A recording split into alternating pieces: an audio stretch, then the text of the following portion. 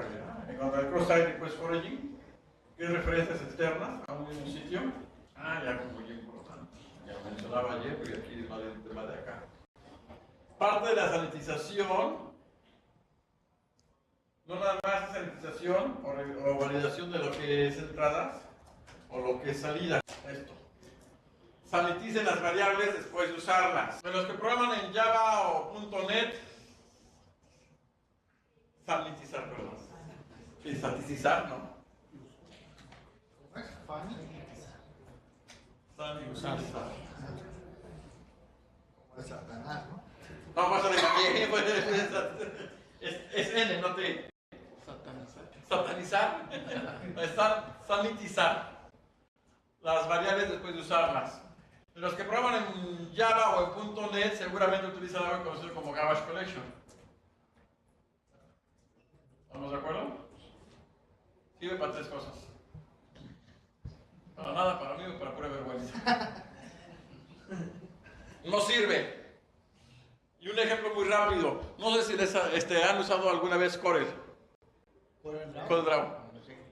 No sé si les ha pasado que de repente están trabajando con Office o cualquier otro tipo de aplicaciones y de repente se ocurre levantar el Corel Draw para hacer alguna imagen o algo y les marca que no hay suficiente memoria para ejecutarlo. Me ha pasado de que se ha trabado, pero estoy trabajando en Corel, pero que trabajo... No, de que estás trabajando con Word, Excel, otros archivos, otras aplicaciones, MATLAB, matemática, lo que sea, y de repente quieres levantar el Corel y el Corel te dice que no hay memoria suficiente. Acá sí les ha pasado, ¿no? ¿A alguien más le ha pasado? Y de repente agarran y cierran todas las aplicaciones, cierran todo. Dejan el Task Manager, no aparece ningún proceso ya abierto, ¿estamos de acuerdo? Y le vuelven a correr el Corel Draw y sigue marcando el maldito mismo error. Ya después le dicen que le bloquean la cuenta. ¿O no? ¿Y qué hacemos? La típica de Windows, apaga que voy a prender la máquina, ¿no? Y ya corre el Draw. ¿Alguien se ha preguntado por qué pasa eso? ¿Sobre todo a los que les ha pasado? Tratan de utilizar el mismo espacio de memoria. No, pues ya se todas las aplicaciones, técnicamente hablando. Sí, pero a veces van sobre un espacio en específico, ¿no? ¿No? Un detalle que tiene Windows, a diferencia de otras plataformas, generalmente por sistema operativo, diseño de sistema operativo, existe lo que conoce como la jerarquía. O árbol de procesos. ¿Estamos de acuerdo? Saben un proceso padre y los demás son procesos hijos. ¿Estamos de acuerdo? Y en el caso de Windows no existe ese esquema realmente. Entonces, ¿qué es lo que sucede? Además de que no hay ese esquema, tenemos otro pequeño detalle. Yo levanto el Word.exe, generalmente lo que nosotros le damos sobre clic, ¿estamos de acuerdo?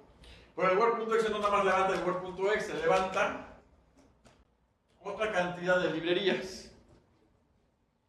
Cuando yo cierro igual, si abro el Excel.exe, el Excel.exe levanta otra cantidad de librerías. Levanto el matemática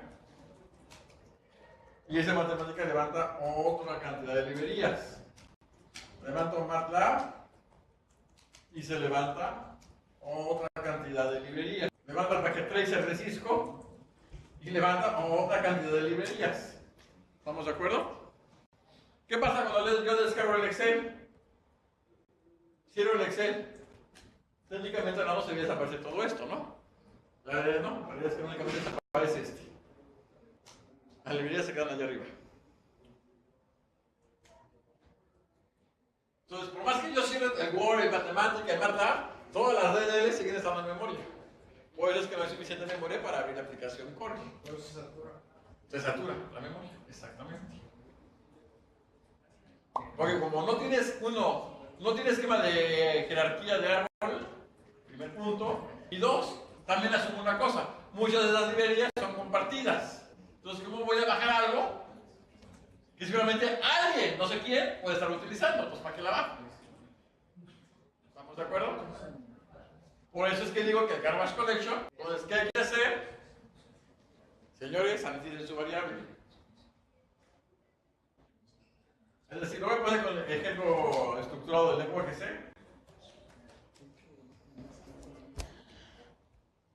Por ejemplo, tenemos una variable CTRGS.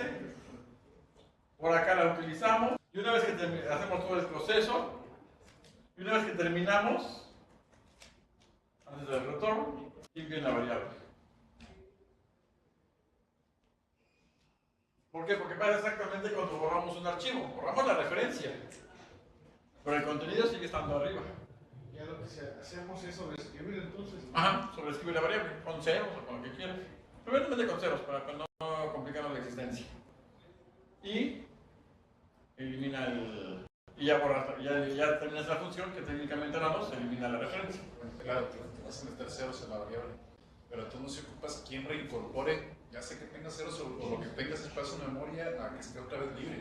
Puede tener ceros, pero de todos modos, si no ha sido liberada, va a seguir ahí esperando con esos ceros hasta su liberación por garro. Ahora es correcto, como decías hace un rato, ¿no? Sí, pero ya por lo menos no hay tal información sensible en el contenido de la variable. Pero la memoria sigue estando utilizada. ¿Eh? Pero la memoria sigue siendo utilizada. Pero no me importa que la memoria esté siendo utilizada, lo que importa es la información sensible. O sea, Imagínate que yo puse hola, pero imagínate que ese hola está en tu tarjeta de crédito. Ok, entonces ya estás hablando de la liberación de memoria, estás utilizando. Por eso dije sanitización de la variable. Técnicamente hablando, el garbage collection, además de liberarla, debería sanitizarla. Pero ni hace una, ni hace la otra. Y a mí lo que me interesa no es tanto liberarla, a mí lo que me interesa es sanitizarla. para apuntar lo que va. Exactamente. Porque imagínate, ahí está tu número de tarjeta de crédito, termina la aplicación y sigue tu número de tarjeta de crédito. Yo puedo hacer un dump de la memoria RAM y por análisis forense sacar tu número de tarjeta de crédito. Entonces, en ese sentido creo que es más importante sanitizarla que la parte de liberar, ¿no? Entonces, eso es muy importante. Saniticen las variables después de utilizarla, sea cual sea. Inclusive, tengan la información que tenga. También validen que la longitud de la variable, lo que van a meter en la variable, quepa en la variable. Y por ejemplo, Java, ¿no? Creas un nuevo objeto A, y lo guardas, ¿verdad? Y luego dices A igual a nuevo objeto B. Y ahorita hace referencia a lo que está en B. No, Sí. no limpiaste lo que estaba, ¿no? Simplemente dejaste apuntar a A y ahora está apuntando a B, pero A antiguo sigue estando ahí. Sí, memoria RAM, efectivamente. Y está pasando pues, algo similar. Puedes seguir rescatándolo porque pues, ahí hasta que no esté escrita va a seguir esa A. ¿Cómo sanitizarías ese objeto A? Que bueno, según nos enseñaron, simplemente ponle otra cosa, lo primero que se nos ocurre, ¿no? Rellena de deseos el contenido. O sea, tú estás haciendo, creas. A ver, vamos a programar en la parte de Java. Tenemos el objeto A. ¿Qué nombre le quieres poner? Vamos a poner una clase A, ¿no? Su definición. En la USA pones new A. ¿No crees? A igual a new A mayúscula. No, es A y luego ¿Cómo? Hay dos paréntesis. Ah, cierto. paréntesis. Por ejemplo, ¿no? La utilizas aquí. Y luego pones A igual a new. Aunque la canción. Y después se me cuatrapean los sintaxis. Ponemos esto, ¿no? Ah, bueno, Es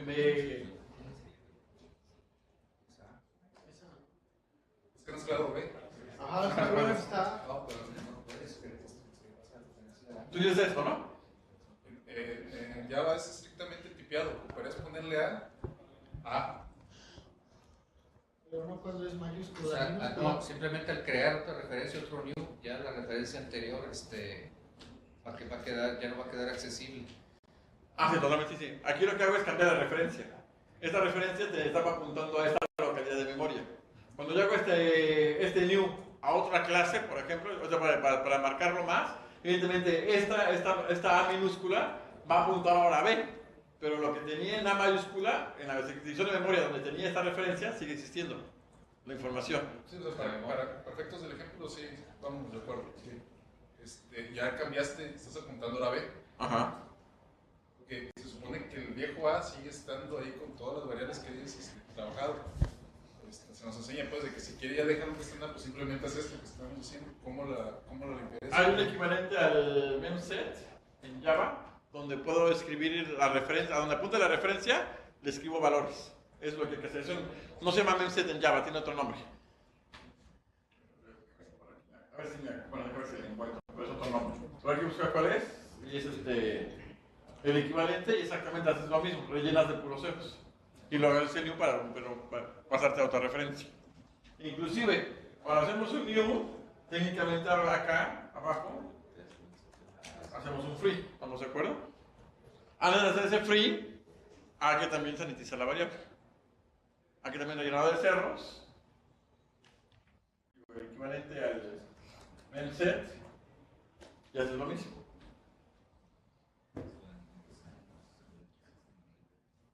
¿Estamos de acuerdo? Y es una de las situaciones que nadie hace. De hecho, inclusive dato cultural, si alguien se quiere robar el password de un disco duro cifrado del vecino de al lado, hazle un memdom aunque ya no tengas un disco duro conectado. Si lo conectó y se desconectó y se fue, hazle un memdom a la memoria y ahí sigue el password que te quedó. Así que el cifrado de disco sirve también para tres cosas. Para nada, para lo mismo, para pura vergüenza. Por ese tipo de detalles, no estamos acostumbrados como programadores a sanitizar las variables.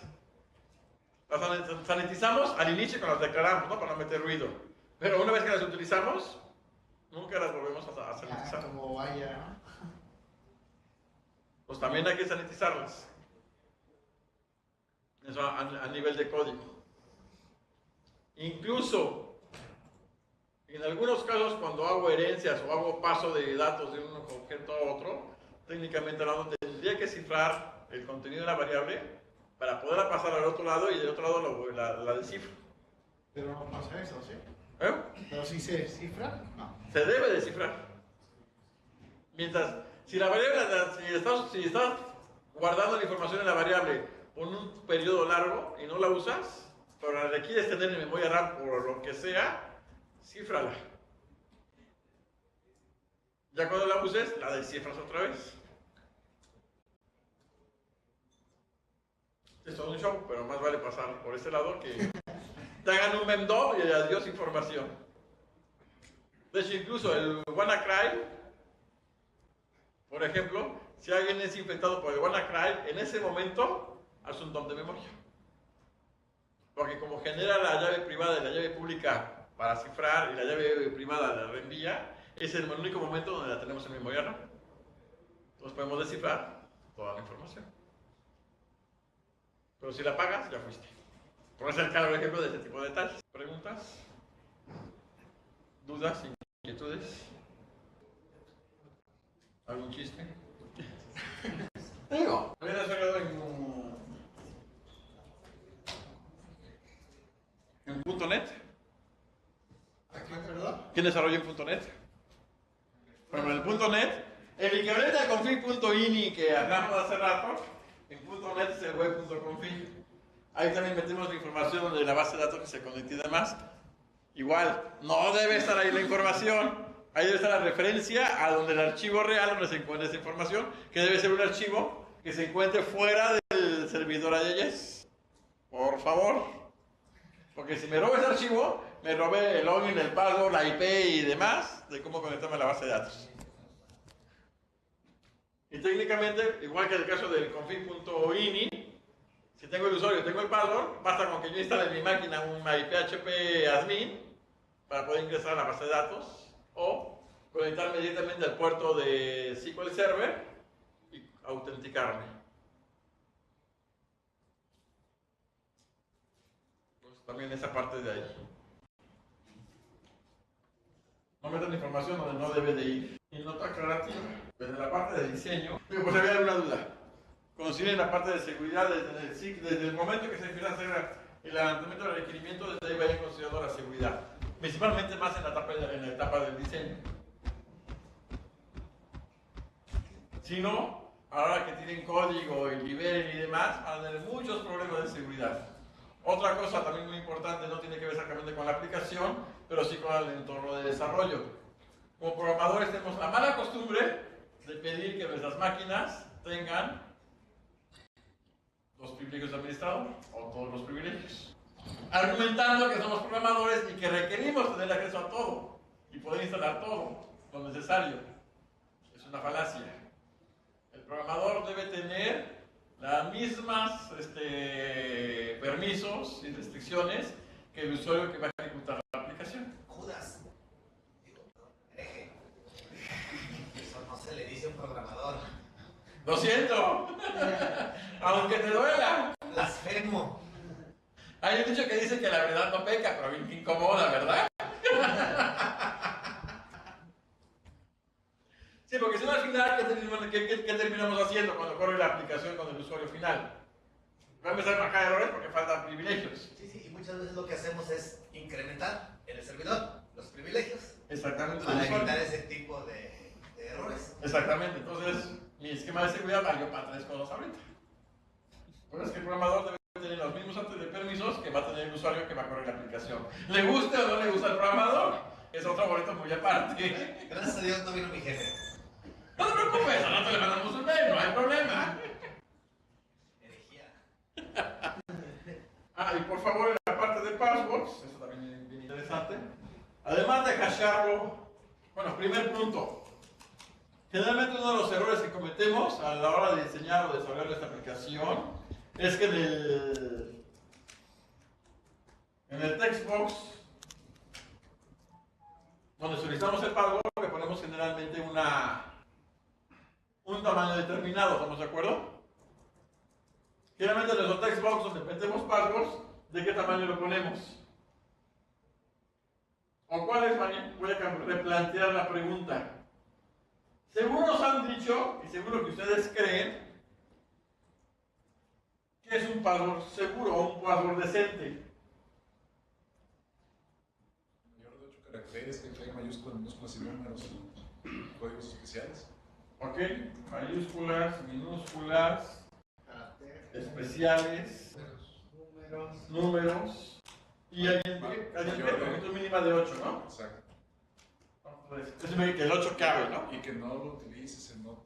Bueno, vamos a ver lo que es la construcción del password, ¿estamos de acuerdo? Eso es lo que nos han dicho. ¿Cuántas mayúsculas tenemos? ¿Cuántas mayúsculas tenemos? Piden una por lo menos. No, en general. 27. 26. La doble L es una sola carácter. Es la L solita. Por lo tanto, ¿cuántas minúsculas tenemos? 16. ¿Cuántos dígitos tenemos? 10. ¿Cuántos caracteres especiales tenemos?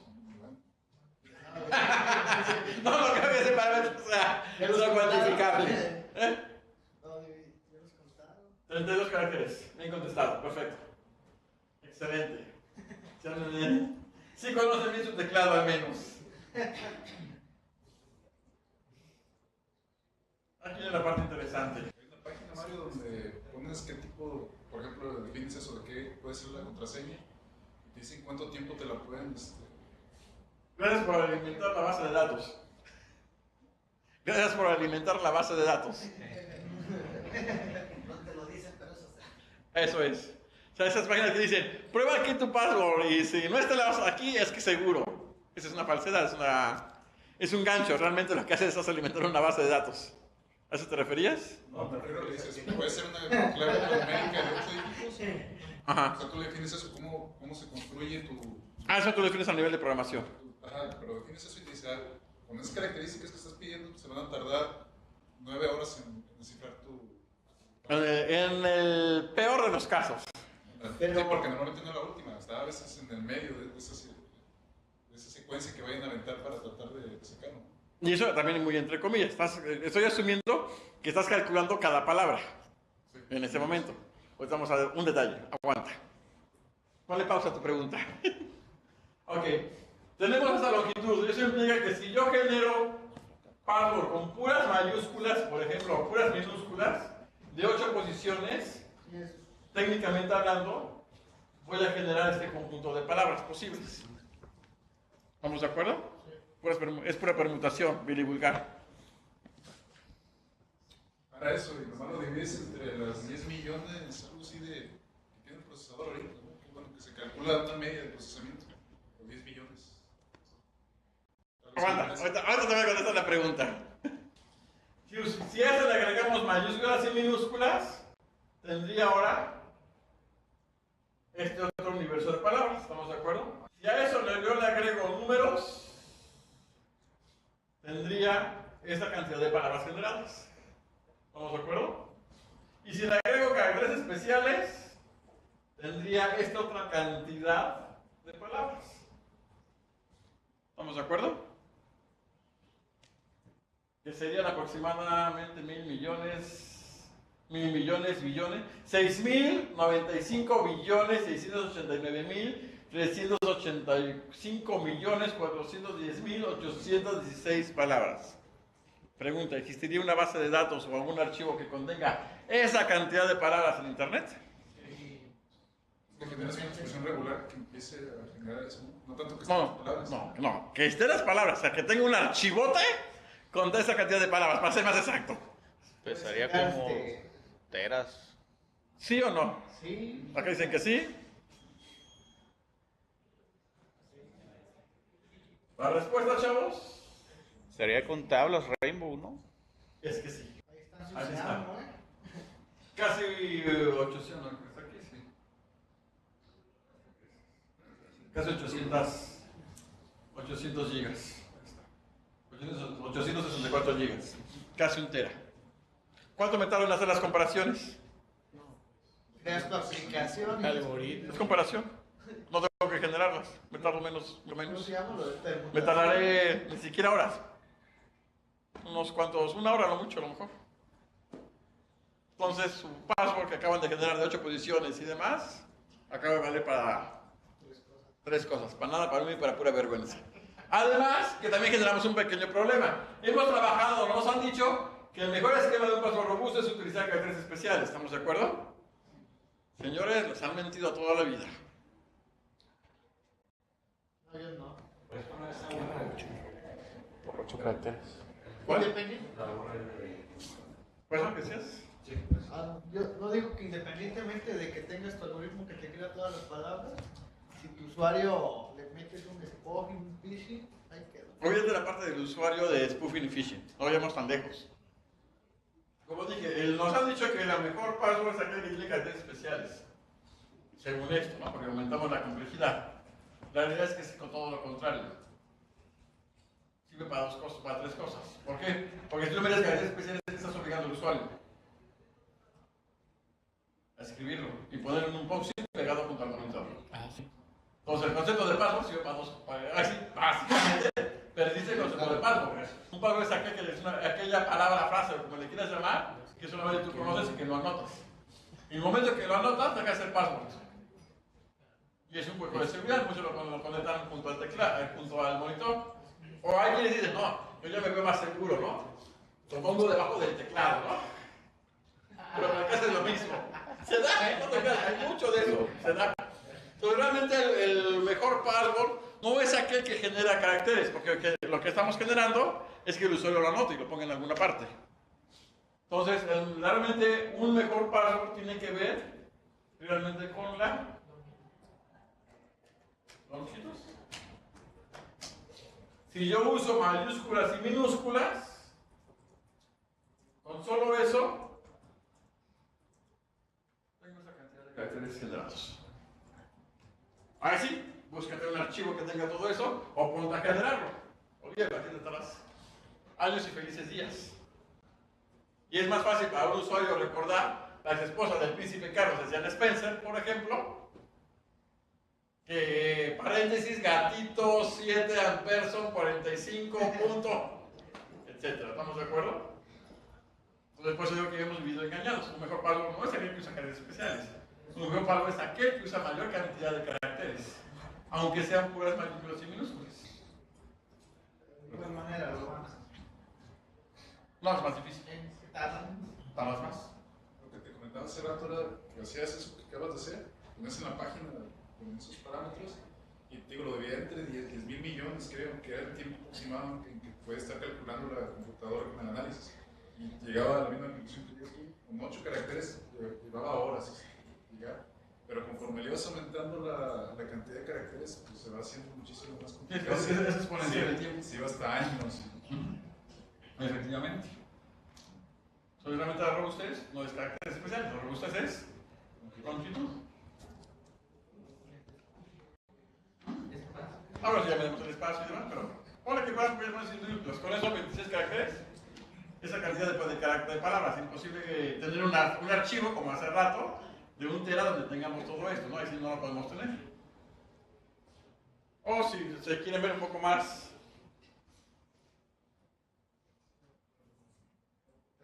paranoicos, 24 caracteres. Se contraseña. El Ave María. Pepe tengo que es poner Pablo, porque- Anita, la Un poema de redondeo, no es problema. Entonces, cuando hagan su text box de password, no lo limiten a 8 caracteres. Pónganle que puede hacer hasta 22 caracteres y solo texte lo que quieran. Ya de ahí, si lo caché, no importa que se caché, al rocharlo tengo una cadena de tamaño particular. Sea el password de un solo carácter, sea un password de 24 posiciones.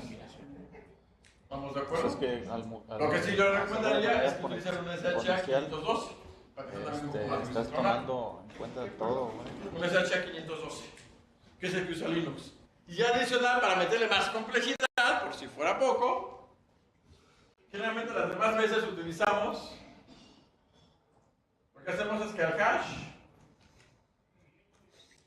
al password le pasamos por el hash y me da la cadena, ¿estamos de acuerdo?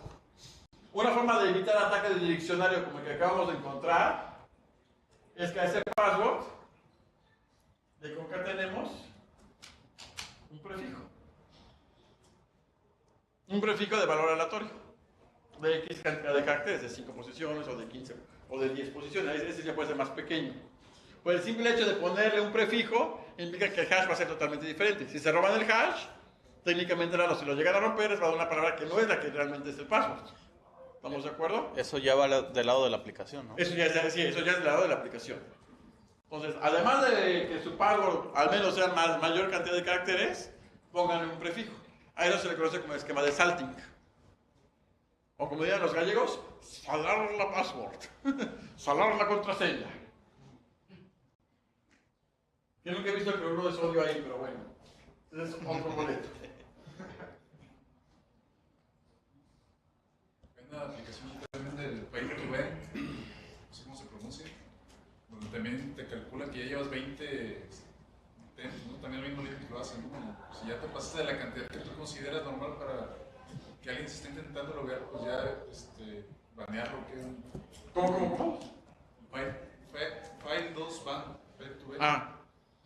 Donde, ya le puedes decir, oye, si ya falló 10 veces o ya falló 30, 40, ¿sabes? Bloquea la cuenta. También lo puedo hacer. Ese sería otro esquema que podemos hacer. O el floating, a nivel de aplicación, que también le dices, oye, tal IP con tal cuenta está intentando, ya lleva 5 o 10 intentos, también banear, pero eso ya a nivel de aplicación. También se puede. El detalle es que ahí tenemos un pequeño detallote.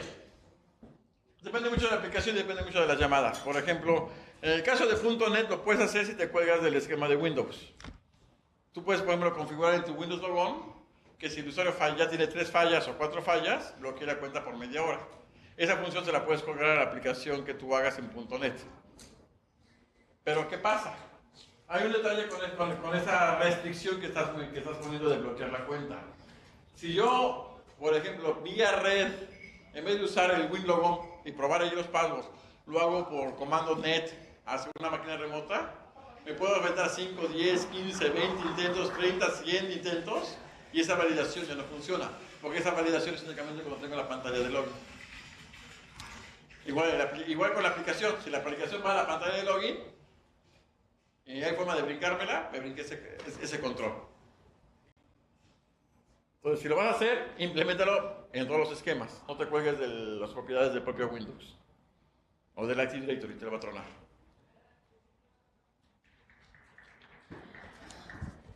¿Preguntas, dudas, inquietudes?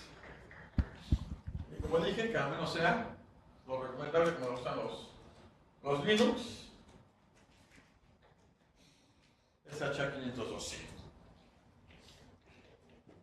Por ejemplo, para un archivo que ya está cifrado, digamos, por ejemplo, un programa como TrueCrypt o algo así, por ejemplo, el SHA-512, ¿realmente qué tan fácil o qué tan difícil es, por ejemplo, descifrar la combinación de ese archivo? Para accesarlo, digamos, por ejemplo, ustedes se veía con TrueCrypt, que era un programa más o menos viejo. Bueno, ahora se llama VeraCrypt, y ese es nuevo todavía. Y que te hace pues, un archivo de un contenedor, le metes todo lo que sea y al final lo encripta y pues ya queda con un password. Pero pues, ¿qué tan fácil o difícil sería, por ejemplo, descifrar eso? O sea, ya un archivo Con que ya... haga el DOM de memoria RAM, suficiente. Pero digamos, es un archivo que tú lo tienes en un disco duro ahí o está en la red, por ejemplo, lo bajas y como tú lo... o sea, No, ahí sí ya, fuerza bruta y... digamos, solo Ahí, fuerza bruta. ahí por fuerza bruta, 1 y 2, depende de la longitud del password. Si la longitud del password es de 8 caracteres, pues igual me tarda un par de horas, un par de días. Pero si la longitud es arriba de 16 caracteres o 24 caracteres, ahí se lo dejas de testamento a tus nietos, ¿no? Cuando termine. O sea, se puede dar prácticamente por perdido si pierdes el password. Sí. Sí, en el caso del VeraCrypt. Si usamos el zip, por ejemplo, el WinZip, que le ponemos password, por ejemplo, el esquema de cifrado es muy simple. Entonces, si yo tengo si de los archivos que están dentro del zip, tengo una copia de ese afuera, suficiente para que en media hora encuentre cuál es el password. Sí, no, pero ese, por ejemplo, que te digo, el TrueCrypt, me parece que combinaba incluso, por ejemplo, varios algoritmos, SERPEN, ToSerpen, y lo hacía como 6 veces. O sea, Sí, hay más bien la fortaleza es la longitud del password. O la debilidad, como lo quieras ver más bien, ¿no? La longitud del password. Si el password es muy corto, pues fácilmente lo voy a encontrar por fuerza bruta. pero digamos así como un enfoque así muy rápido, ¿cómo empezarías, digamos, a ocupar por fuerza inicialmente? Primero lo haría por ingeniería social. ¿A qué se dedicaba la persona? ¿Qué hacía? ¿Qué le gusta? Porque generalmente tenemos la mala costumbre de que los passwords los usamos con respecto a el nombre de nuestro hijo, esposa, amante, lo que le quieran llamar, ¿no? Perro, serie de televisión favorita, caricatura de la época de la primaria, secundaria, etcétera, ¿no? Somos muy alados a tener ese patrón de comportamiento. Entonces, a través de eso, con ingeniería social es estudiarlo y a partir de ahí ya puedes armar, pues el cuate más o menos siempre utiliza password entre 6 a 8 caracteres, entonces ya delimité mi búsqueda. El cuate le gustaba Dragon Ball Z. Pues todos los nombres de personajes que están en ese rango y voy a generar mi diccionario. Y luego lo que hago es pues, probar el diccionario. Y digamos, si por ingeniería social no se pudo, o si el password sabes que es muy largo, ¿cómo empezarías a atacarlo? Te lo voy a contestar con un ejemplo real. Cuando fue lo del 11 de septiembre había muchos administradores que estaban en las torres cuando se murieron. El 75% de los pagos los recuperaron por ingeniería social. Sabiendo de qué se dedicaban, qué hacían, qué les gustaba, dónde estudiaron, dónde trabajaban previamente, etc.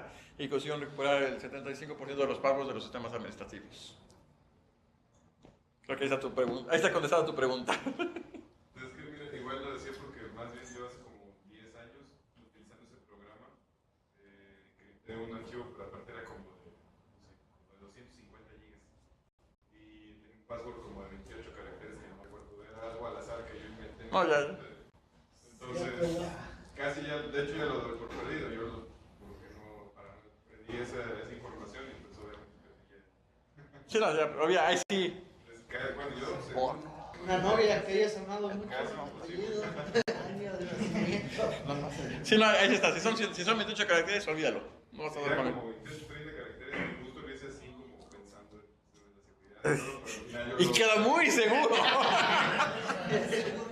demasiado, ¿no? Sí, ahí sí, por ejemplo, el cálculo en ese sentido es más o menos aproximadamente, le va a llevar 1.8 por 10 a la 15 años en tromperro. Pues digo, ahí se lo dejas de testamento a tus bisnietos, para que cuando lo termine, lo publique. Como en Interestelar, no viajar en el tiempo para hacerlo más lento y después regresar. Ándale, exactamente. O sea, no, ahí sí ya. Ya fuiste, olvídalo. Entonces, eso es para la parte de los passwords, la recomendación en el uso de passwords, hasheenlos, nunca los guarden en el texto claro, por favor. Errores no a pantalla. Oye, Mario, con respecto a eso, me llegó a tener el corazón. Qué buena ¿Qué noche. tal? Soy heterosexual, te aviso.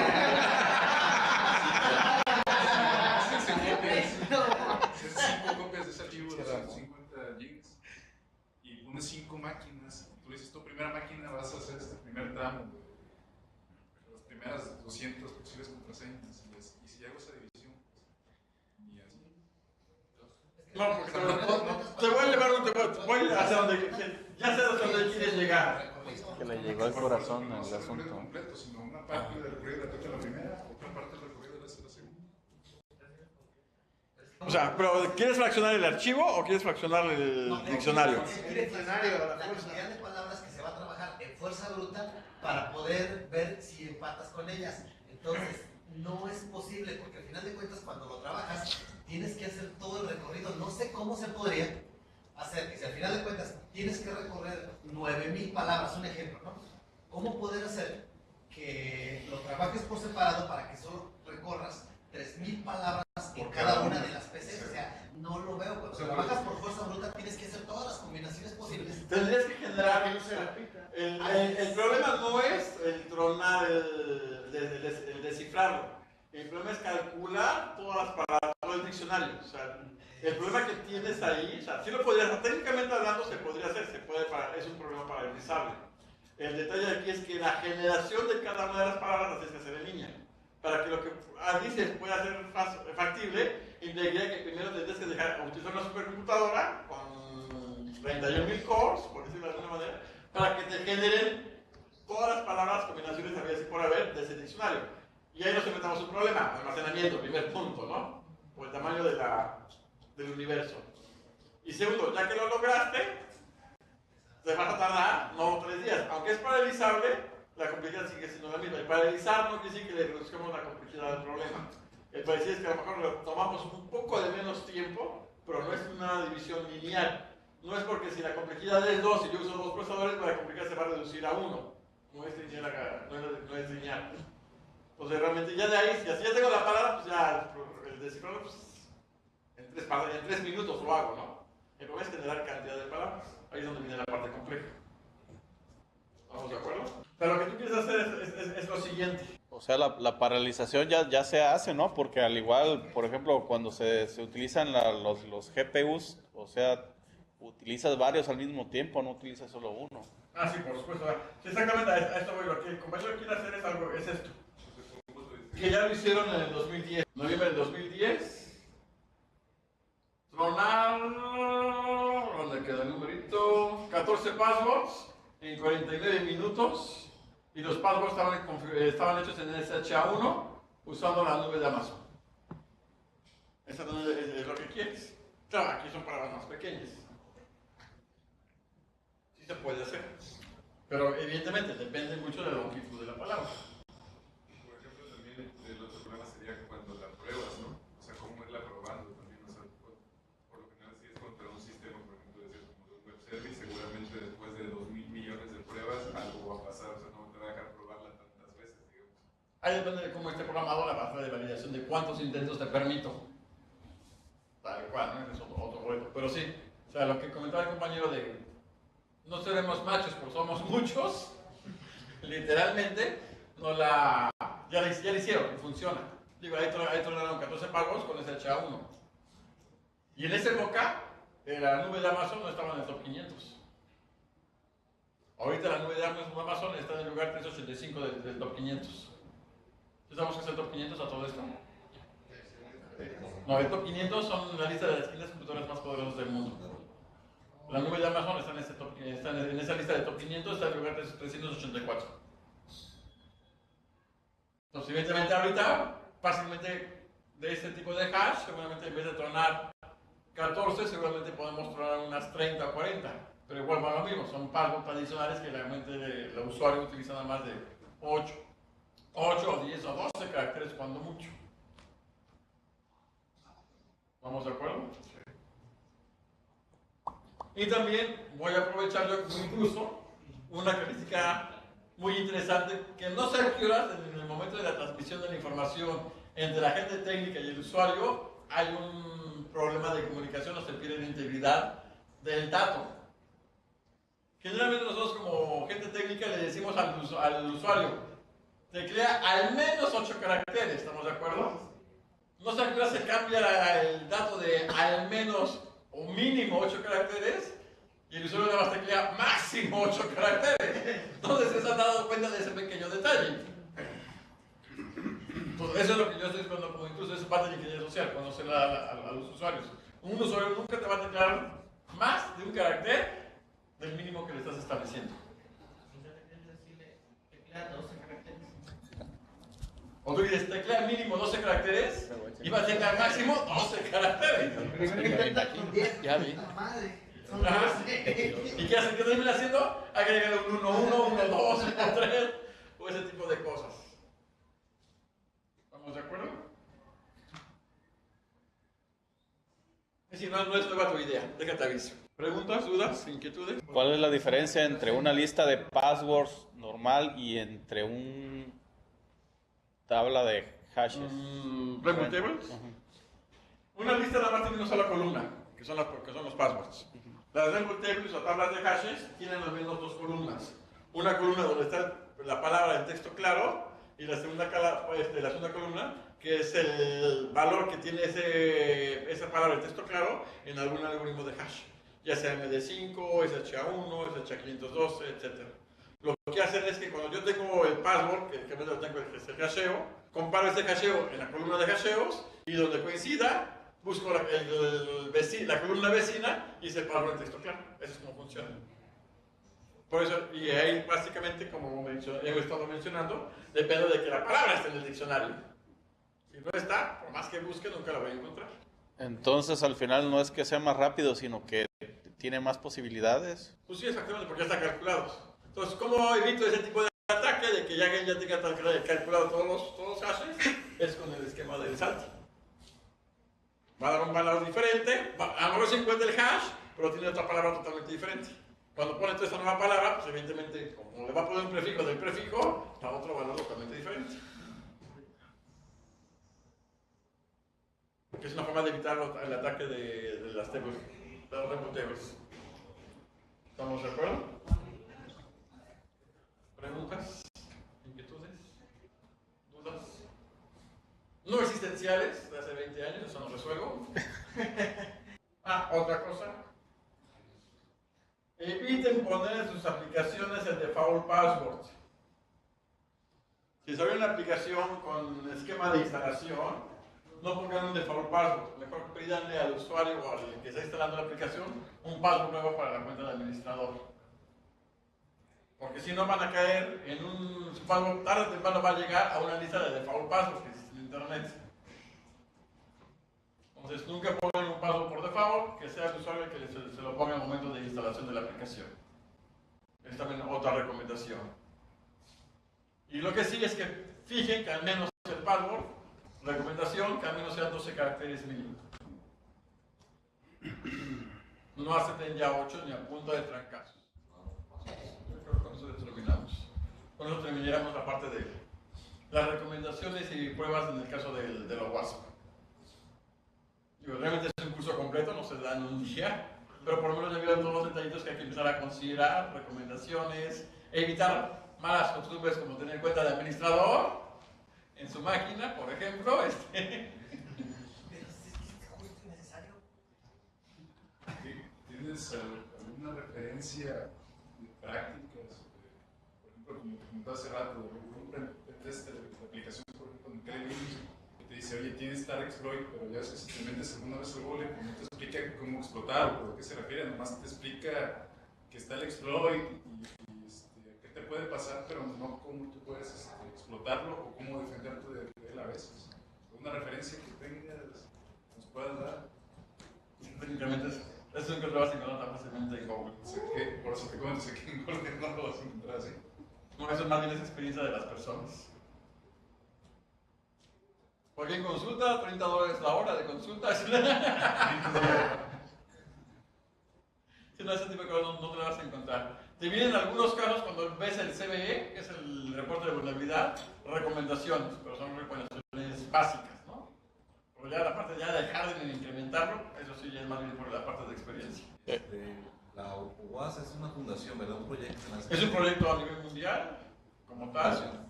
Y bueno, estoy leyendo aquí que existen los grupos de apoyo. Nosotros como instituciones públicas, ¿en qué podemos apoyar a la UAS o al revés? Puede formar parte del capítulo México, por ejemplo, hay un capítulo en el capítulo México, de hecho hay un capítulo aquí en Guadalajara, capítulo Guadalajara, donde se sacan todo este tipo de recomendaciones, de revisiones, que se encontró más, oye, sabes que falta esto. Como toda la parte de sanitizar las variables, ni OWASP la pone todavía. Bueno, ahí sería bueno, pues, sabes que también hay que considerar esto como una forma de seguridad y todo ese tipo de cosas. Quizá quiere pasar en parte del capítulo Guadalajara. Por mí no hay problema. ¿Damos o qué? Sí, hay forma, había que buscar, entra a la página de OWASP, busca la sección México y ahí te va a decir quién es el que dirige el capítulo México. Y es nada más cuestión de ponerse en contacto con él y ver qué se puede hacer. Lo que sí es que se te puede decir, la parte de OWASP es totalmente altruista. O sea, no te porque estés en OWASP te van a pagar algo, ¿no? O sea, aquí es labor totalmente altruista. Así que por amor al arte, como dicen por ahí.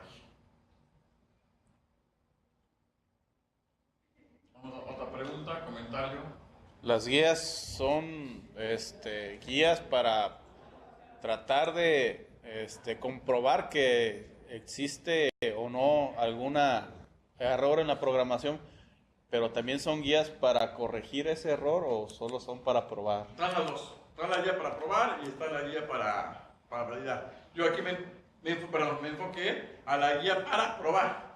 Evidentemente había que ver, igual hacemos en otra ocasión, en la próxima sesión o versión de reunión de CUDI, la parte contraria, ¿no? Ahora, cómo defender, ¿no?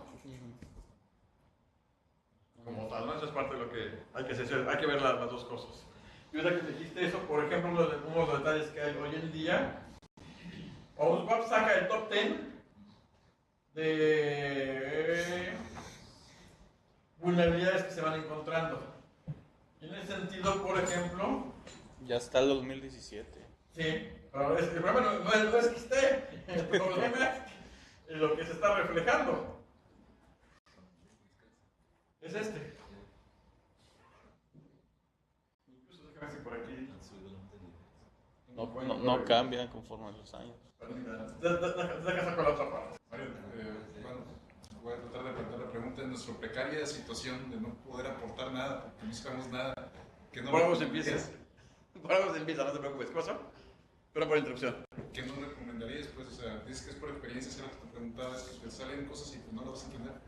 ¿Qué recomiendas para, por ejemplo, ahorita también decía Alberto, cómo apoyar? Pero pues si no tenemos nada con qué apoyar, no sabemos nada. Empecemos por aprender, empecemos por darnos cuenta y ahora sí que ser un poco humildes y reconocer que, perdón la expresión de las compañeras, pues el término que voy a utilizar pero va a pasar muy fuerte, tengamos conciencia de que le estamos cagando, entonces al momento, perdón la expresión a las compañeras, disculpe, en la forma en que estamos desarrollando.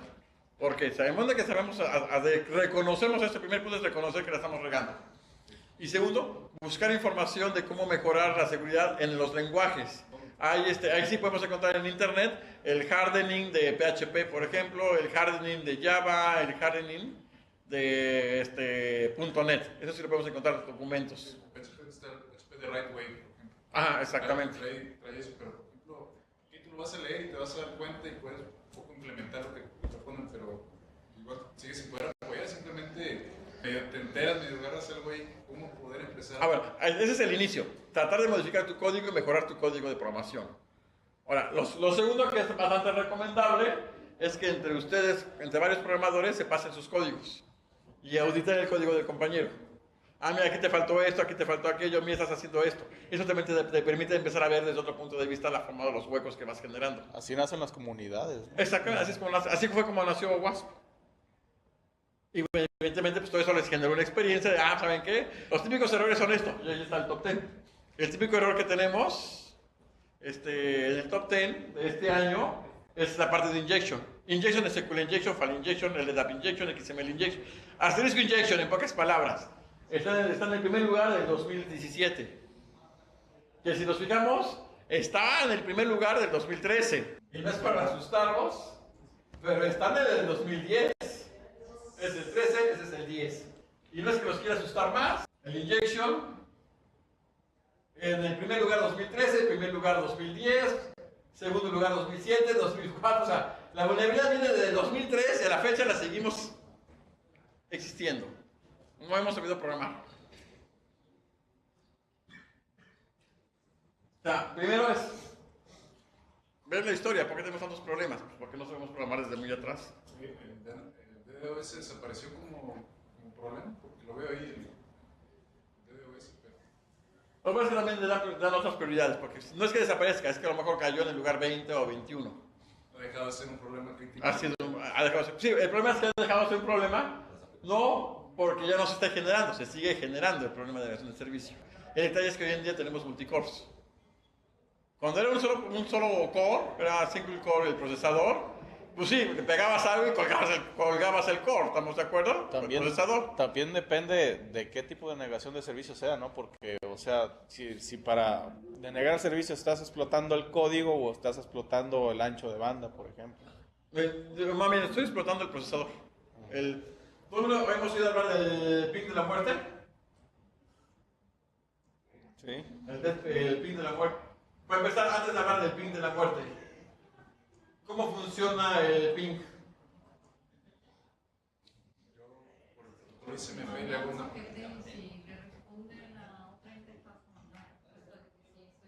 Eso es lo que vemos como usuarios que funciona. Pero ¿cómo sé, por ejemplo, si yo le estoy mandando un ping a la compañera, cómo sé que esa respuesta es de la compañera y no es el que está haciendo pasar por la compañera?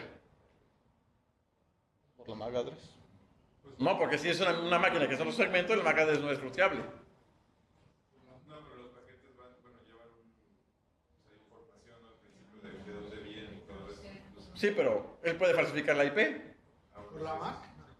La MAC no es ruteable. Si estoy dando un ping a un segmento diferente del que me encuentro, la MAC no es ruteable, entonces no tengo la dirección de MAC.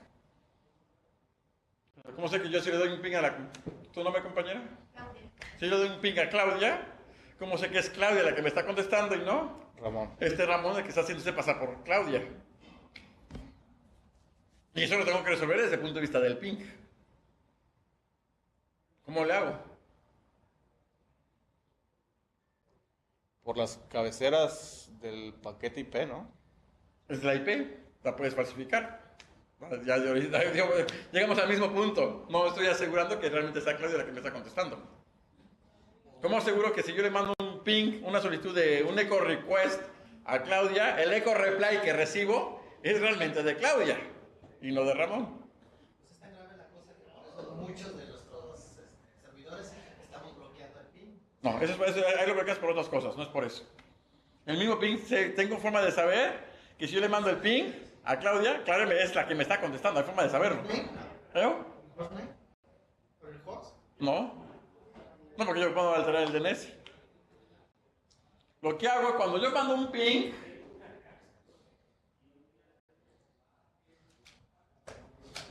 en el ping hay una parte que se conoce como el payload. ¿Estamos de acuerdo? Sí. Este payload yo lo lleno con datos aleatorios.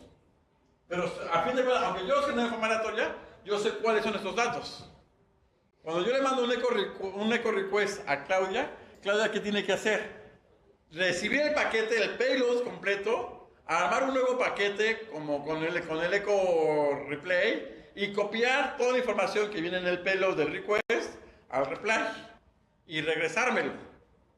Cuando a mí me llega lo que yo mandé, exactamente lo que me están regresando, entonces sí es Claudia la que me está contestando. Porque esos datos son aleatorios, nadie más sabe que yo los generé. Así es como funciona el ping. Y es la forma en que el ping utiliza para validar que la persona que Claudia realmente es la que me está contestando.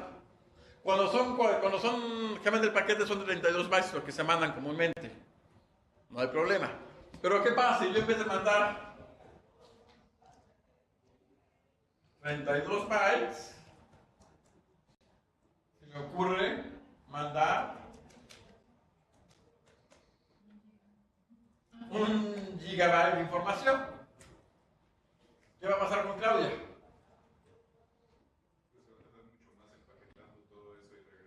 Tengo que copiar. Haz de que estás leyendo una carta y la estás reescribiendo. Se va a dedicar a reescribir todo el giga, que todo lo demás no va a responder. Eso es lo que hace el ping de la muerte. Obligo al procesador, por eso funcionaba en las máquinas antiguas, que era un solo core. Estoy clavando el procesador en una sola actividad. Y olvídate de todo más que venga. Pero eso ya está solucionado, ¿no? Ese problema del ping de la muerte ya no se permite. No, lo que no es que esté solucionado, sigue existiendo. Lo que pasa es que lo que hicieron ahora es que los routers y los switches, si detectan que YSMP es mayor a 64K, dropee el paquete. Pero lo puedo hacer. Pero de todos modos, aunque hoy en día lo pueda hacer, técnicamente hablando, ya es más difícil colgar un equipo, porque ya son multicores. Colgaré un core, pero hay otros 3 cores alrededor que siguen operando. Entonces ya no es tan fuerte el impacto del ping de la muerte. Que de todos modos sigue existiendo. A lo mejor no le mando el giga yo directamente a Claudia. Les digo, oigan, todos ustedes, cada quien mándele 512 megas a Claudia. La suma va a ser más de 1 giga y voy a tener el mismo problema, que es el Distributed Denial of Services. O sea que no seremos machos, pero somos muchos, ¿no? Como decimos comúnmente. Pero como... Los ataques 2 ya están, por ejemplo, ya muchas nubes y muchas hosting y todo eso ya tienen el fail-safe para el, por ejemplo, Cloudflare, que ya en cuanto detecta un ataque 2 enseguida, en donde sea de toda su red, lo neutraliza o algo así. Hay formas de darle la vuelta a todo eso. O sea, sí, lo que conmuevo es que me llega un conjunto de IPs, por ejemplo, me agandallo toda la red de la UNAM, por ejemplo, que son 2/16, las que ellos tienen. Me los agarro en una bundlet y hago que todo el mundo seleccione.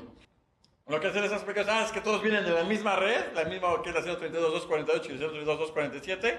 Pues bloqueo toda esa red. Entonces ya no lo paso. Pero si hacemos un ataque donde no nada más es la UNAM, es el Poli, es la Universidad de Vigo, es la Universidad Rusa, es la Universidad de Petersburgo, etc., trata de armar todo eso a ver si es cierto. Es más difícil controlarlo. Entonces es así que todos los ataques que ha habido, por ejemplo, al ataque que dejó de servicio a DNS, todo lo que provocó y no pudo ser detenido.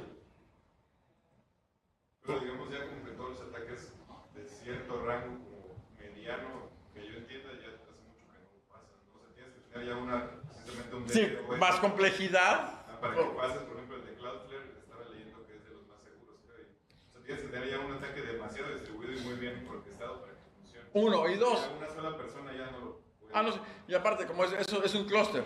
Un clúster no nomás tienes 3 cores, tienes 200, 300 cores allá adentro, entonces también se vuelve más difícil. Y tú, por ancho de banda que comentaba, pues ya esos lugares tienen un enlace de 10 gigabit. Llénate un 10 gigabit, tampoco. Pues que cuesta cada vez más trabajo, pero no que sí que sea imposible. Pero lo que vimos ayer, por ejemplo, lo que pasa es que OWASP hace la clasificación conforme al desarrollo de aplicaciones web. O sea, a lo mejor, por ejemplo, ayer vimos que se podía explotar el SMB de Windows y causaba una denegación del servicio. O sea, no es que se utilizara un ping de la muerte sino que fue el código del SMB el que estaba mal, que provocó que tuviera una denegación del servicio. A lo mejor Crashea el sistema. Ajá. Es como si nosotros le pusiéramos a la calculadora cualquier operación entre 0. Sí. Crasheó la calculadora. Y a lo mejor por eso ya no está en el top 10 del OWASP, porque se refiere a errores en la programación que provocan la denegación de servicios. No tanto por ese lado, sino más bien, bueno, para empezar, OWASP se enfoca a la parte de web. Ajá. Y a nivel de web tenemos balanceadores, tenemos otras herramientas que nos ayudan a mitigar el efecto de denegación de servicio. Por lo tanto, eso ya no se considera como un top 10 de que, si el top 10 es, básicamente, aquí hay una habilidad que yo puedo explotar y puedo generar un impacto fuerte. Es decir, me puedo borrar, en el caso o sea que no es exclusivo en cuanto a la programación de la aplicación, sino que cualquier cosa que esté en web y cualquier manera de atacarlo va a estar en el top 10. Que tenga un impacto fuerte. O sea, generalmente la mayor. Un lado es el impacto y 2 es qué tanto todavía no se tapa ese hueco. Y lo que es el injection es un hueco que todavía nadie tapa. Digo, ya vimos que viene desde el 2003. Digo, si fuéramos un poco más inteligentes, por decirlo de alguna manera, sin ofender a los agraviados, pues digo, 10 años de historia, mínimo tendría que aprender algo, ¿no? Mínimo ese injection ya tuvo que haber pasado del nivel 1 al menos al nivel 5 o va bajando, ¿no? Y sin embargo se mantiene. ¿Por qué? Uno, porque los programadores, es que a mí en la carrera nunca me lo enseñaron, como comentaron hace rato, ¿no? Es que la aplicación no era para ayer, era para antier y ya que salga, van dos cosas. Entonces, muchas cosas que se van juntando que obligan a no fijarte en la parte de seguridad y dejar ese tipo de huecos. Más bien, eso es lo que está enfocado en la parte de OWASP. ¿Cómo generan los datos para ese top 10? ¿De dónde sacan la información? Las metodologías de pentesting que maneja. Generalmente la gente que se dedica a pentesting usando metodología WASP, evidentemente no dice quién, ni dónde, ni nada, pero saca o agrega esas estadísticas a WASP, quien los junta, los resume y salen esos top. O sea, alguien que, por ejemplo, fui contratado para hacer un pentesting. Pues me encontré que que esta web tenía estas cosas. Exactamente. Y No digo que web, más bien lo que le pasó a WASP es, encontré de injection, encontré 7 posibilidades. De cross-site encontré 2 posibilidades. Ese tipo de conteo es lo que le mando yo a WASP. Osvaldo conjunta y saca cada 4 años, saca esta lista.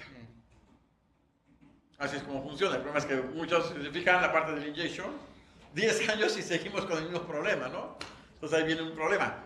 ¿Qué está pasando con los programadores? ¿Por qué seguimos con ese tipo de inyecciones, no? Uno es, como comenté, ¿no? La industria es de sácalo ya para antier, con que salga, no importa cómo esté, ¿no? Pero que funcione. Entonces, damos más capacidad a la funcionalidad que a la parte de seguridad. 2, no hay una legislación y unas regulaciones internacionales que obliguen a los desarrolladores a hacer código seguro. No es como los carros. Los carros hay una regulación, normas internacionales que obligan a que contaminen menos, que sean más seguros, que la cabina se mantenga lo más estructuralmente posible, no importa que la parte del motor que afuera quede todo achicharrado, etc. Hay regulaciones que controlan la parte de construcción de carros, pero no lo hay en la parte de desarrollo de software. Pues hay que hay todo ese tipo de problemas. ¿Estamos de acuerdo? ¿Preguntas? ¿Dudas? No es regaño, tampoco pongan cara de ellos regañados. Ni de, ahorita que te vea la salida te va a tocar tu merecido, como aquel lado porque le dije de los permisos. ¿Preguntas? ¿Dudas? ¿Inquietudes? Compañeros, una disculpa por el vocabulario que de repente utilizo, pero es para impactar un poco y se les quede grabado los problemas que tenemos de seguridad. Es lo que me interesa. Entonces, ¿preguntas? ¿Dudas? Si no hay más, como dicen las cartas burocráticas, no me queda que agradecer la atención a la presente. Sufragio efectivo, no reelección. Y gracias por participar.